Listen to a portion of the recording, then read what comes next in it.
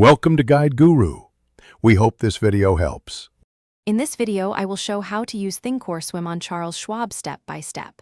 Open Thinkorswim and sign in, then enable live or paper trading in settings to avoid accidental orders.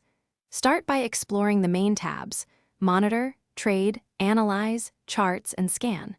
Practice toggling paper trading to test strategies without real money. Customize a workspace by adding watch lists, chart studies, and order presets for faster execution during live sessions. In this video, I will explain how to use Thinkorswim on Charles Schwab step by step. Click the Trade tab and type the ticker, then choose quantity and order type, such as market or limit. Add conditional orders like stop or OCO to protect gains and limit losses. Double-check order details in the confirmation pane, confirm routing preferences, and send the order when you are comfortable. Use paper mode to practice before trading live. In this video, I will help how to use Thinkorswim on Charles Schwab step by step.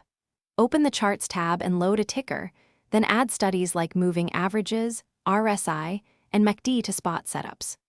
Use drawing tools to mark trends, support, resistance, and Fibonacci levels for context.